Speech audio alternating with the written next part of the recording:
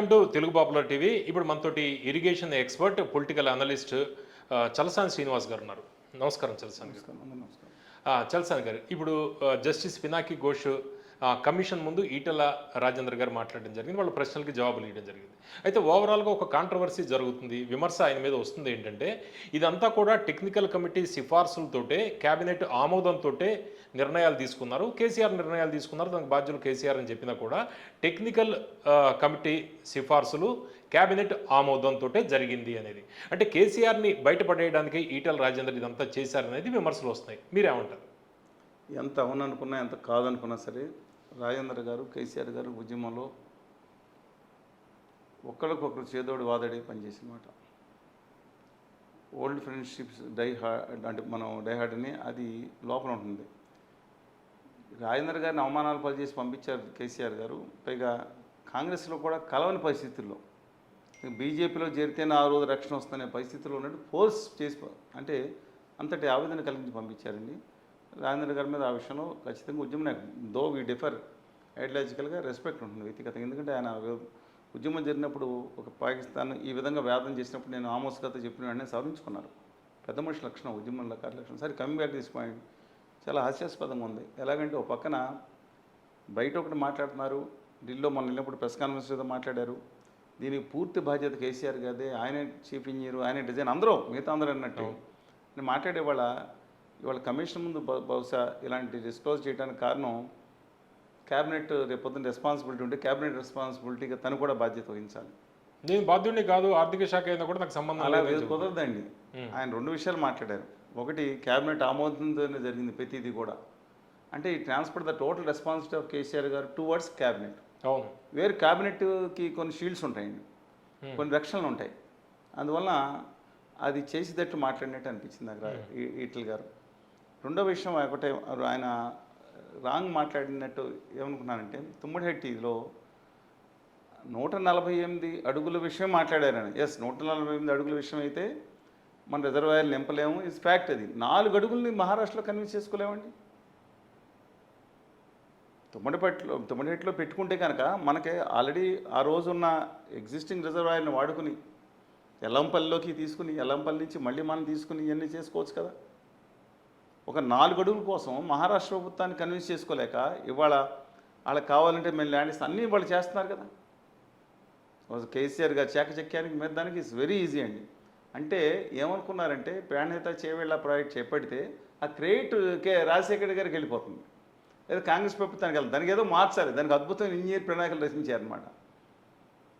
నిన్న హరీష్ రావు గారు గవర్నీలు ఆయన కూడా మాట్లాడుతూ కొన్ని వ్యాఖ్యలు చేశారు, డిఫరెంట్గా ఉన్నాయి. బికాజ్ అయినా సరే ఆయన మొదట 5 సంవత్సరాలు ఆయనే ఉన్నారు. తర్వాత ఆయన పక్కన పెట్టి ప్రశాంత్ రెడ్డి గారిని ఇంకోళ్ళని తీసుకొచ్చినట్టున్నారు మిగతా విభాగాలు. ఆయన కూడా ఉమ్మడి రెస్పాన్సిబిలిటీ తీసుకున్నట్టే కదండి. కాళేశ్వరం వర్క్ తర్వాత కూడా కొనసాగింది.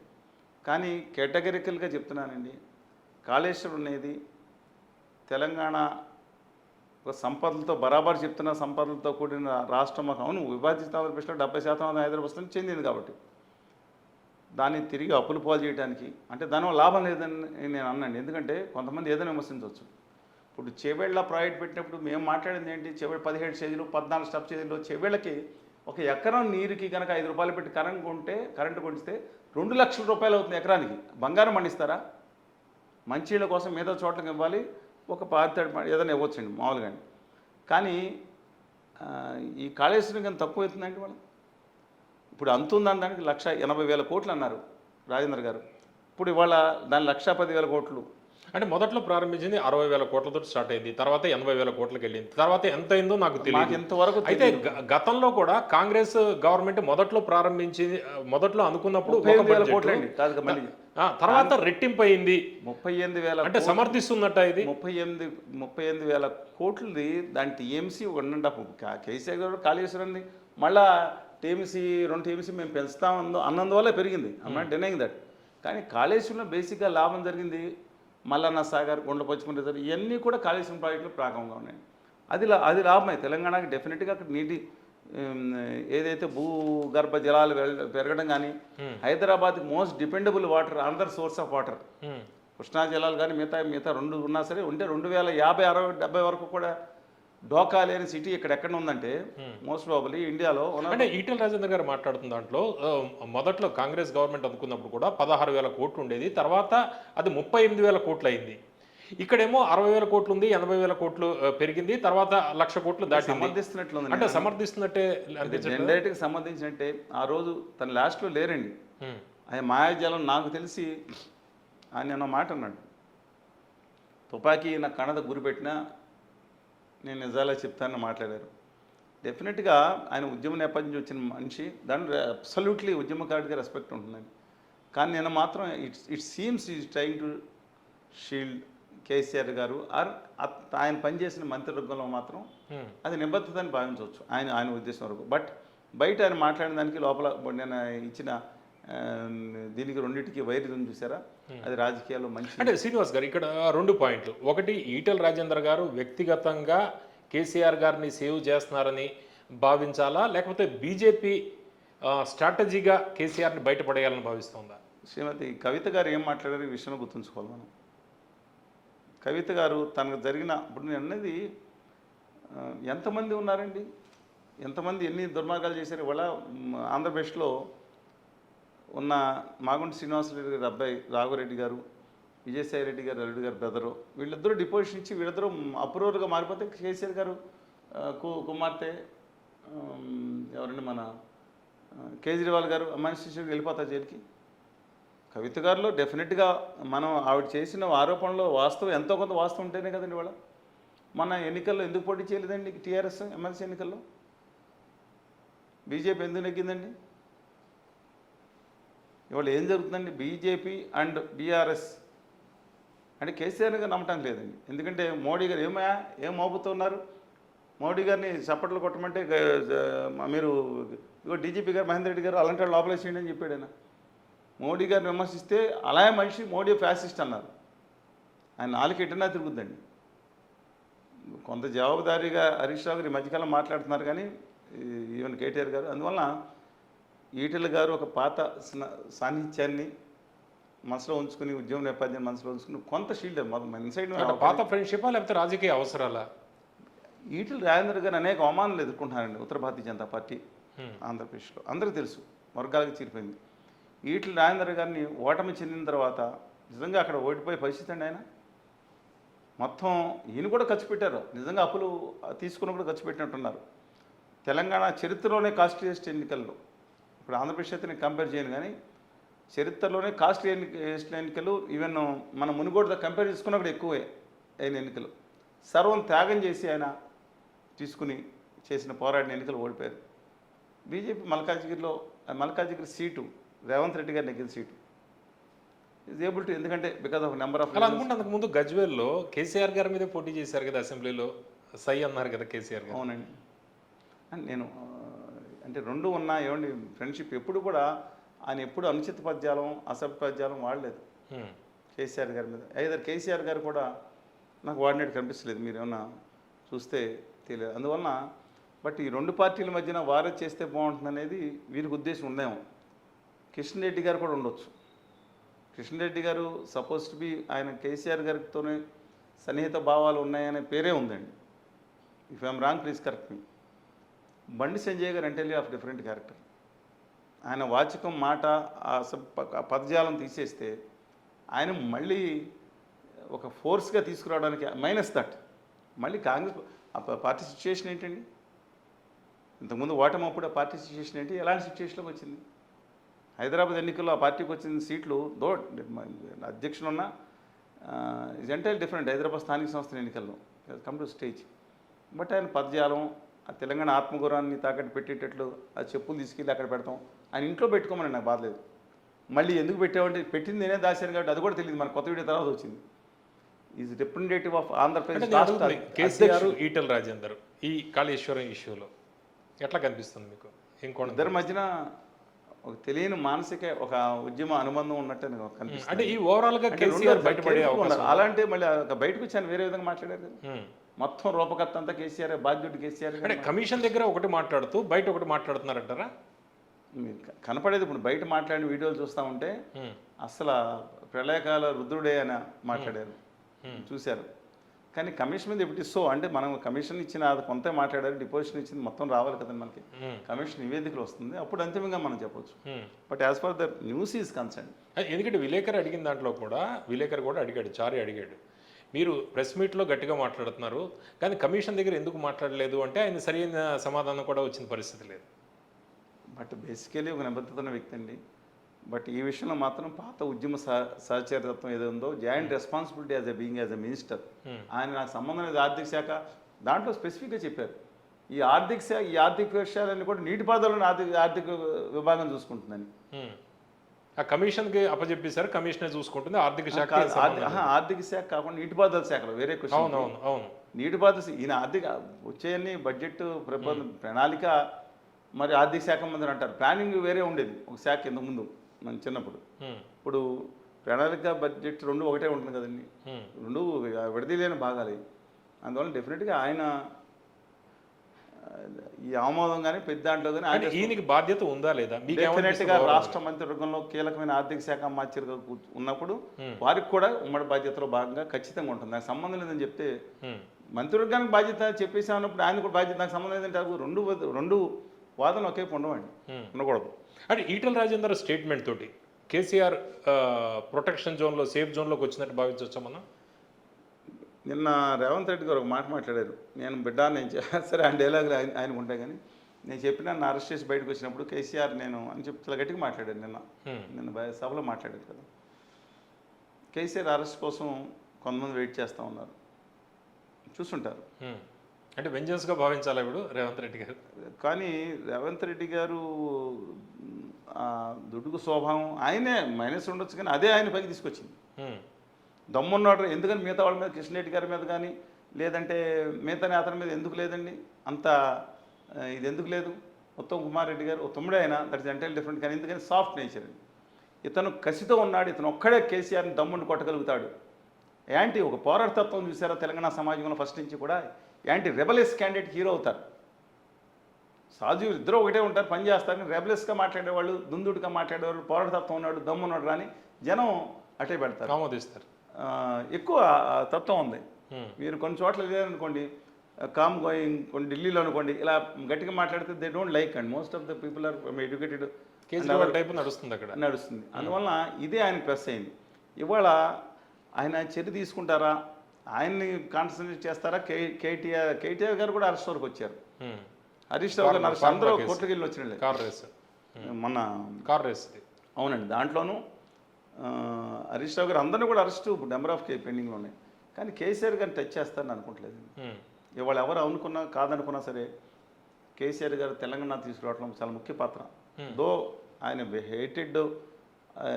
హేట్రెడ్ ఆర్గ్యుమెంట్స్ డెఫినెట్లీ మనసు బాధపడిన. అంటే ఈ పొరపాటు మొత్తం కేసీఆర్ది, దీనికి బాధ్యుడు మొత్తం కేసీఆరే అని చెప్పినప్పుడు పూర్తి ఆధారాలు ఇవన్నీ కూడా చూపించకుండా అరెస్టు చేయలేని పరిస్థితుల్లో కాంగ్రెస్కి నష్టం కదా. చేయలేరండి. ఇప్పుడు వాళ్ళ పరిస్థితిలో ఇప్పుడు అన్ని డిపోజిషన్ అయిన వచ్చిన తర్వాత మరి కమిషన్ పినాకి ఘోష్ గారి కమిషన్ ఏం తినిపిస్తుందో చూడాలి. వచ్చిన తర్వాత అంతిమంగా వ్యాఖ్యలు చేయగలుగుతాం. కానీ పూర్తి ఆధారాలతోటి ఆయన ఇరికించకపోతే కాంగ్రెస్ వైఫల్యంగా భావించాలి కదా. రేపు ఏం చెప్పుకుంటారు ఎన్నికల్లో? అంటే ఆపరేషన్ సక్సెస్ పేషెంట్ ఎట్లా కాకుండా కాళేశ్వరం అనేది నేను చెప్తాను, మళ్ళీ చెప్తున్నాను, కాళేశ్వరం ప్రాజెక్ట్ అనేది దాంట్లో డెఫినెట్గా మొత్తం దుర్మార్గం అని చెప్పడానికి వీల్లేదు. అది అప్పుడు ఆయన మోడీ గారు అనేవారు కదా ఏటీఎంలో, అది అబ్సల్యూట్లీ రాంగ్ అండి. దాంట్లో చేసింది అంతా అది ఎంటైర్లీ డిఫరెంట్. అది కేంద్ర ప్రభుత్వ పర్యవేక్షణ జరిగింది. 19-20 వరకు ఉంటే ఉండొచ్చండి. కానీ ఇక్కడ కేంద్ర ప్రభుత్వం లేదు, ఏమీ లేదు. ఒకే ఒక వ్యక్తి కేసీఆర్ గారు ఒక్కడే కర్త కర్మ క్రియ అనేది నడిచిందండి అక్కడ. నేను చెప్పలేదు, ఆయన అందరూ వాళ్ళు అంతా కేసీఆర్ సార్ చూసుకుంటారని చెప్తున్నారు. ఇవాళ నేను ఇట్లా గారు చెప్పిన హరీష్ రావు గారు అంటే ఎన్డీఎస్ఏ కూడా నేషనల్ డ్యామ్ సేఫ్టీ అథారిటీ కూడా తప్పు పట్టింది కదా నిర్మాణానికి. ఖచ్చితంగా అండి. దాంట్లో ఇసుక పొరలు ఏదైతే స్పష్టంగా చెప్పారు దాంట్లో మన ఎంతవరకు ఉన్నారు ఆ సెగ్మెంట్స్ కొట్టుకొస్తున్న నేపథ్యంలో దాన్ని డిస్టర్డ్ పలకలు ఉంటాయి కదా నాకు చెప్పిన ఆ పలకలు, అంటే భూమి మధ్యలో ఉన్న పలకలు, అది ముందల పిట్టేడ్స్ నాకన్నా ఇంజిన్స్ పిట్టేడ్స్ ఏదైతే ఉందో అది వేసుకుని చూసుకుని అంత ఆదరాబాదరా కట్టాల్సింది ఏముందండి. కానీ అది గాడ్స్ గ్రేస్ ఏంటంటే అది మ్యాసివ్ డ్యామ్స్ కాదు, ఇంటర్ షేక్ హ్యాండింగ్ డ్యామ్స్ అండి. 3 కూడా ఒక దాంట్లోంచి. అంటే ఆయన ఏం చెప్పారంటే ఆ నదిలో భూభాగాన్ని మీకు తెలుసు కదా, నదిలో ఉన్న దాన్నే నేను ఏది భూ సమీకరణ సేకరణ చేయకుండా దాన్నే వాడేశానన్నారు. ఆయన దురదృష్టం ఏంటంటే తెలంగాణది కూడా ఆయన ఉన్న అనేక సంవత్సరాల్లో పైనుంచి అసలు ఎప్పుడు శ్రీరామ్ సాగర్ ప్రాజెక్ట్ నిన్నదే ఈయన ఎత్తిపోతలతో ఎత్తి 100 కోట్ల రూపాయలు ఖర్చు పెట్టి నీళ్లు పోయటం పైనుంచి నీళ్ళు రావడం మళ్ళీ కిందకు వదిలిపెడతాం. ఇది విచిత్రంగా ఉంది, చూశారు మీరు? శ్రీనివాస్ గారు, ఇప్పుడు కేసీఆర్ గారిని ఎట్టి పరిస్థితుల్లో టచ్ చేయలేరు అని మీరు చెబుతున్నారు, అంటే దాని కారణాలు ఏంటి? అంటే టచ్ చేసే అవకాశాలు ఎందుకు, ఒకటండి మైనస్ ఆయన ఎవరు కాదనుకున్నా ఇవాళ కూడా తెలంగాణ తీసుకొచ్చిన ముఖ్య నేతగానే ఉన్నారు. అందువల్ల ఆయనకి ఏజ్ ఫ్యాక్టర్. పొరపాటు నిజం అవుతే ఏదండి, ఈ పొరపాటు నిజం అవుతే తేలితే నిజమని తేలితే డెఫినెట్గా ఇది అంటే అవినీతి జరిగిందని అంటే దానికి అరెస్ట్ చేస్తాను కదా, అవినీతి జరిగిందని ఎస్టాబ్లిష్ చేస్తే అరెస్ట్ చేయొచ్చు. కానీ రేవంత్ రెడ్డి గారు ఆయన్ని ముట్టుకోకుండా చుట్టుపక్కల కాన్సన్ట్రేషన్ చేసే అవకాశం ఉంది.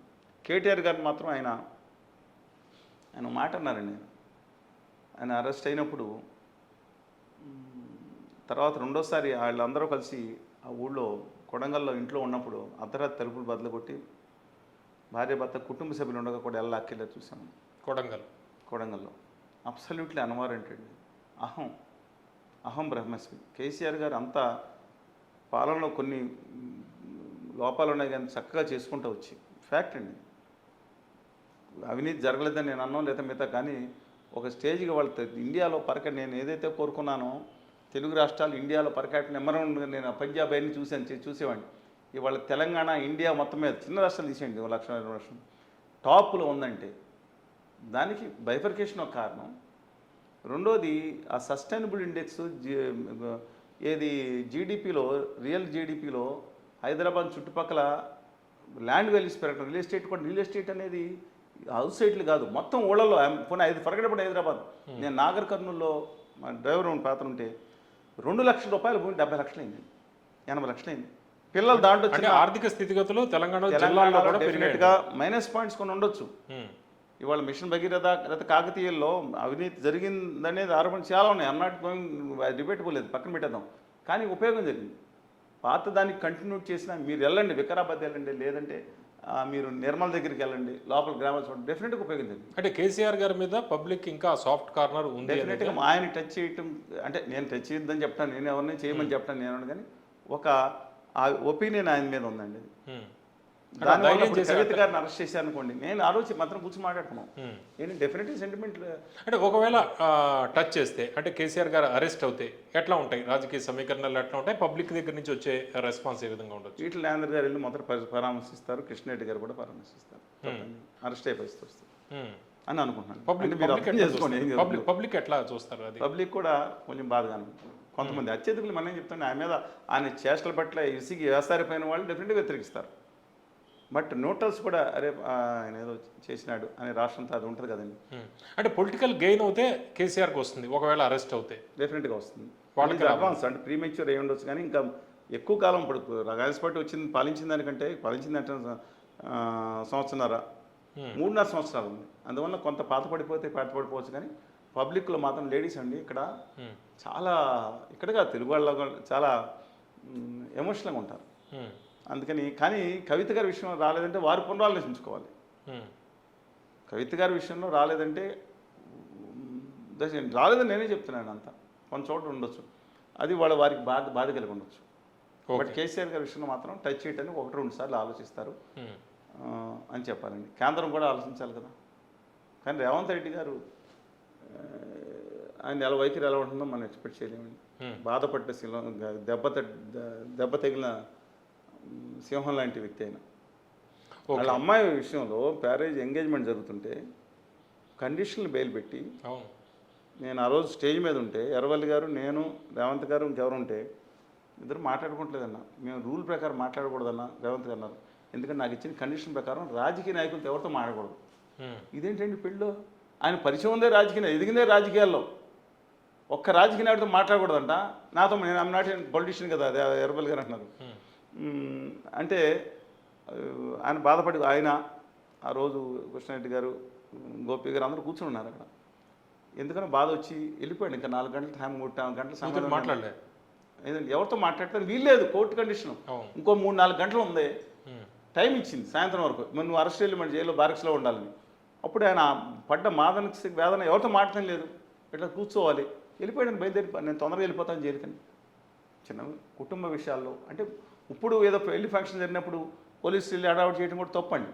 తెలంగాణలో దావత్ అంటే ఫంక్షన్ అంటే ముక్కు ఉండాలా, ఒకసారి మందు ఉండాలా, జనరల్గా అండి 4 కార్డ్స్ ఆడుకోవచ్చు అన్నమాట. ఏదో ఒక బాటిల్ ఎక్స్ట్రా ఉందని చెప్పి ఐ డోంట్ థింక్ సో.